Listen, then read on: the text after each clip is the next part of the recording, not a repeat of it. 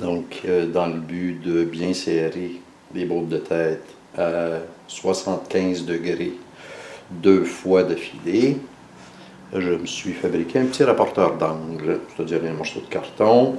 J'ai un mesureur d'angle électronique, donc j'ai fait un 75 degrés. Et là, ben, j'ai juste à tenir le carton ici pour pas qu'il bouge. Je l'ajuste. Parfait. Et je serre.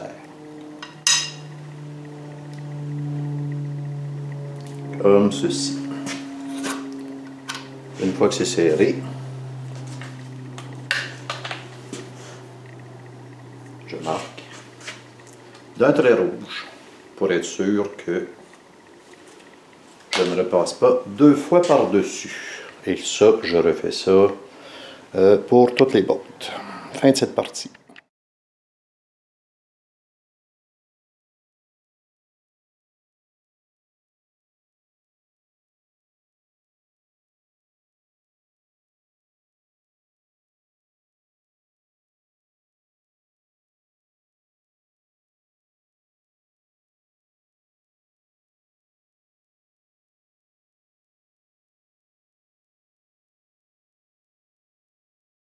Donc, avant d'installer le timing chain, on va installer les arbres à cam.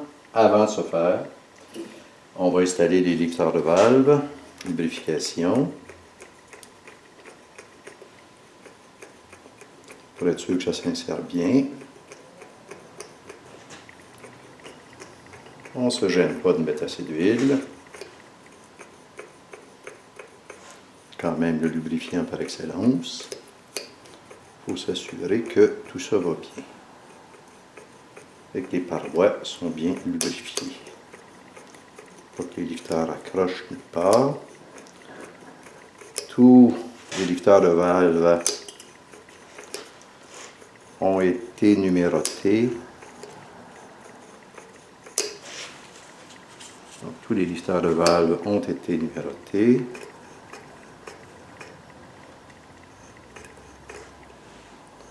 Parfait.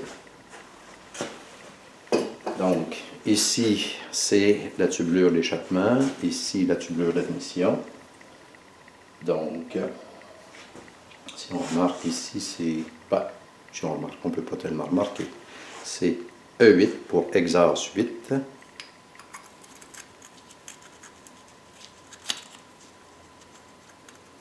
Ça rentre assez serré, cette affaire-là.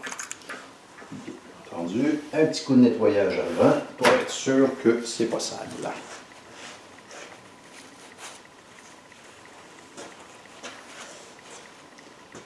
C'est sûr qu'avec un aimant,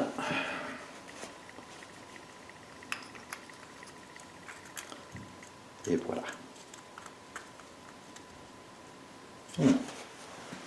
On va y aller avec les mains. Donc, ensuite,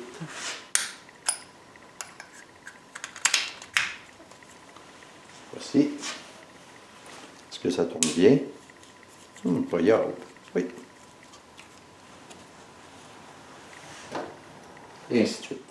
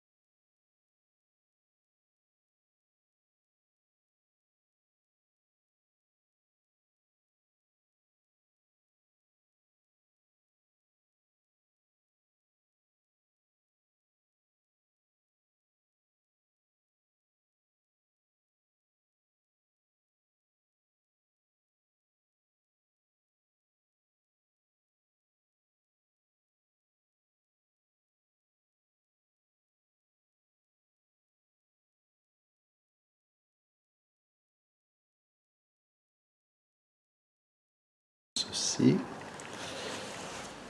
Le rhabillage de la tête avec les arbres à cam, ainsi que les petits collets qui les retiennent. Bien entendu, lubrification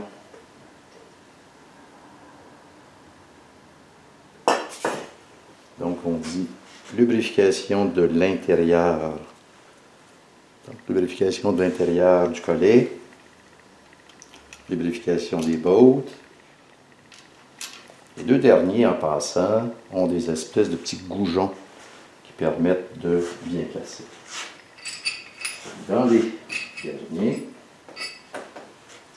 celui-ci est particulièrement important étant donné qu'il y a les chemins d'huile. Lubrification. Chemins d'huile qui vont servir au système de valve variable. Donc, c'est peut-être important que ça ne parte pas à sec. Avant de commencer, je me suis assuré, ça vient comme ici, normalement.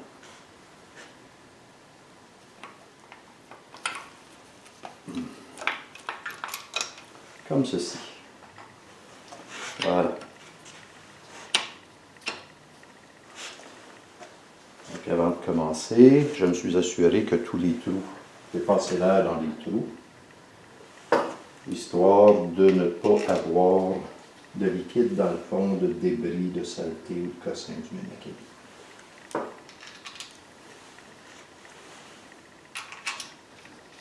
Donc, séquence de serrage. On accote, j'utilise 2 Nm, c'est juste à côté, ça, 2 Nm. Ici, ensuite, centre, vers extérieur, extérieur. Ensuite, on fait une deuxième passe à 6 Nm et une dernière à 10 Nm, en terminant par les 3 qu'il y a ici. Donc, autrement dit,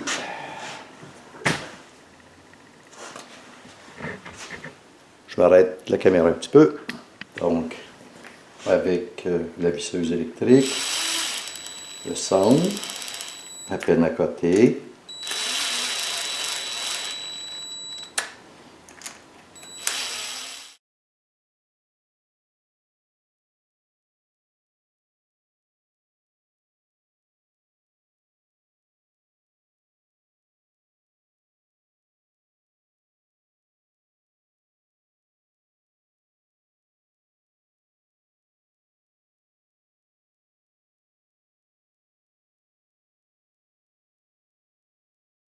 On exerce une pression vers le haut. Ça, c'est bien.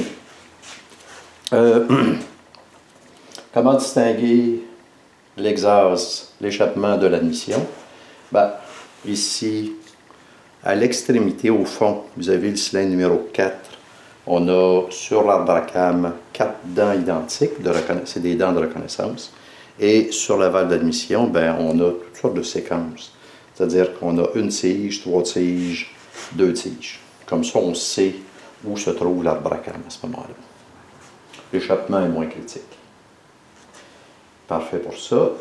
Donc ensuite, le petit dynamomètre, la petite clé dynamométrique, et on sert dans un premier temps 5 Nm, dans un deuxième temps 10 Nm. Bon, comme la batterie était morte, j'ai raté, je me suis rendu compte là. Une petite chose que je n'avais pas mentionnée. Bon, je sers mes derniers U à 10 Nm, un petit peu plus. On s'assure que tout est bien serré.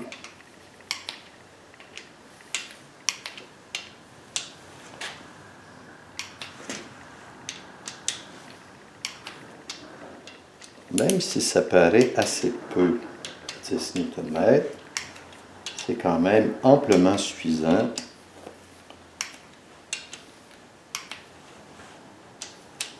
Donc c'est quand même amplement suffisant pour bien maintenir les arbres à cam en place.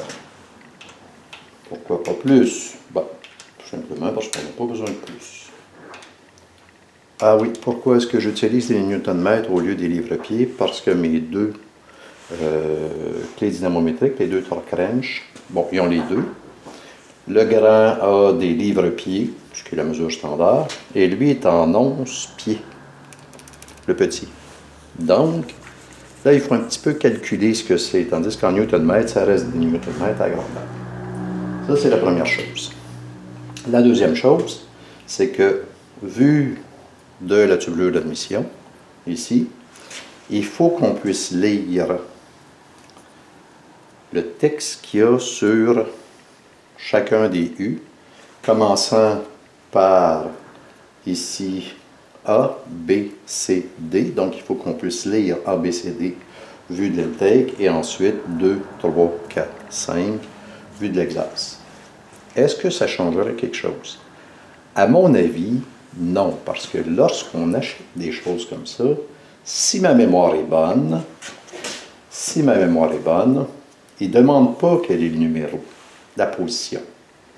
Une chose est certaine, je préfère toujours bien remonter tel que ça a été démonté et conforme au manuel de service. Comme ça, on ne prend pas de chance. Donc, dernière chose, un peu de lubrification sur les cams. On remarque que le mot d'ordre ici, c'est lubrification. Il ne faut absolument pas que le moteur, les premiers coups de crank, soient faits à sec. Là, on ne ravage pas le moteur, mais on vient de l'user prématurément et surtout inutilement. De toute façon, un peu d'huile, il m'en reste, donc un peu d'huile, ça ne fait jamais de tort. En tout cas, un peu d'huile dans un moteur, ça ne fait jamais de tort. Prochaine étape. Je pourrais peut-être me tasser comme ceci.